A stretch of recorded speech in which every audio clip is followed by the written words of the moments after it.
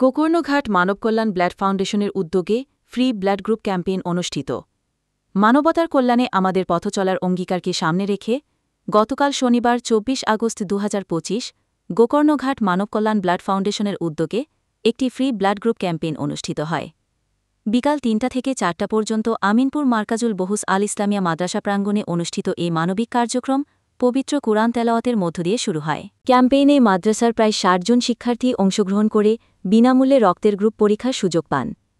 এ সময় মাদ্রাসার আলেম ওলামা, বিভিন্ন সামাজিক সংগঠনের সদস্য এবং স্থানীয় তরুণরা নানাভাবে সহযোগিতা করেন।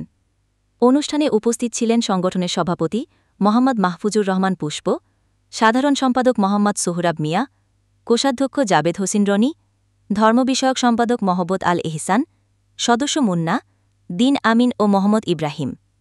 এছাড়া রক্ত পরীক্ষা কার্যক্রমে সহযোগিতা করেন মাহিন আলম আবির, ফরহাদ খান আফিফি, মোহাম্মদ সুজিব, মোহাম্মদ আল আমিন, জসিম আল মনসুর সহ মাদ্রাসার শিক্ষকবৃন্দ।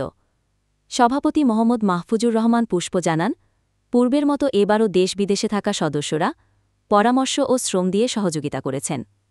তিনি তাদের প্রতি কৃতজ্ঞতা প্রকাশ করেন এবং জানান সংগঠনের মানবিক কার্যক্রম ভবিষ্যতেও অব্যাহত থাকবে। সংগঠনের অন্যান্য কার্যক্রম কন্যাদায়গ্রস্ত পরিবারকে অর্থ সহায়তা প্রদান, অসুস্থদের চিকিৎসা সহায়তা প্রদান, রমজানে অসহায়দের মাঝে ঈদ উপহার বিতরণ, মাদক বিরোধী সচেতনতামূলক প্রচার অভিযান, প্রাকৃতিক দুর্যোগে ক্ষতিগ্রস্তদের সহায়তা প্রদানসহ মানবিক কাজে সমাজ ও জাতির কল্যাণে ভূমিকা রাখা।